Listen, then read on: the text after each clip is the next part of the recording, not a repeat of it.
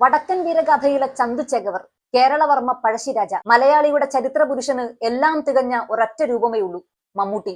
ഭരണഘടനാ ശില്പി BR അംബേദ്കറായി നമുക്ക് ഒരാളെയെ സങ്കല്പിക്കാൻ കഴിയും, മമ്മൂട്ടി. പൗരുഷമുള്ള കഥാപാത്രങ്ങളെ ചോദിച്ചപ്പോൾ ഇൻസ്പെക്ടർ ബൽറാമായും ജോസഫ് അലക്സായും അറക്കൽ മാധവനുണ്ണിയായും ബിലാൽ ജോൺ കുരിശിങ്കലായും മൈക്കിൾ അപ്പനായും മമ്മൂട്ടി മാറി.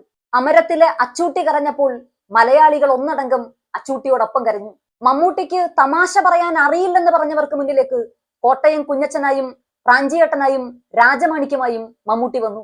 വില്ലനാകാൻ പറഞ്ഞപ്പോൾ ഭാസ്കര പട്ടേലരായി, മുരിക്കുംകുന്നത്ത് അഹമ്മദ് ഹാജിയായി, സ്റ്റാൻലി ദാസായി, ജാതിവെറിയനായ കുട്ടനായി, കൊടുമൺ പോറ്റിയായി, നിസ്സഹായതയോടെ മാടയായി, പുട്ടുറുമീസായി, വാറുണ്ണിയായി. സേതുരാമയ്യരാകാൻ മലയാളിക്ക് മറ്റൊരാൾ ഉണ്ടായിരുന്നില്ല. കാതൽ ദി കോറിൽ മാത്യു ദേവസിയാകാൻ മമ്മൂട്ടി മടി കാണിച്ചില്ല. മലയാള സിനിമയിൽ ഇനിയും 1000 വക്കീലന്മാർ വന്നുപോയാലും എന്നും നന്ദഗോപാൽ മാരാരുടെ തട്ട് താണു തന്നെ ഇരിക്കും. പത്മശ്രീ, പത്മഭൂഷൺ, മികച്ച നടനുള്ള സംസ്ഥാന പുരസ്കാരം 8 തവണ, മികച്ച നടനുള്ള ദേശീയ പുരസ്കാരം 4 തവണ.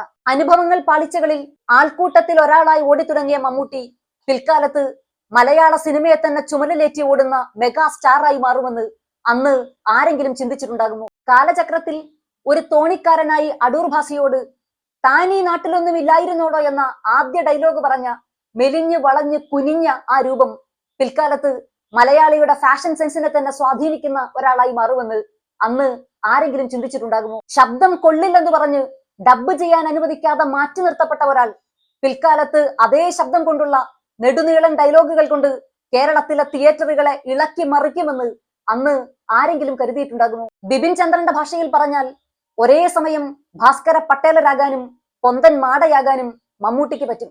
മമ്മൂട്ടിയുടെ തന്നെ ഭാഷയിൽ പറഞ്ഞാൽ തന്റെ ജീവിതത്തിന്റെ നല്ല കാലം മുഴുവൻ കഷ്ടപ്പെട്ടുണ്ടാക്കിയ ഒരു കസേര വലിച്ചിട്ടാണ് മലയാള സിനിമയുടെ തിരുമുറ്റത്ത് മമ്മൂട്ടി ഇരിക്കുന്നത്.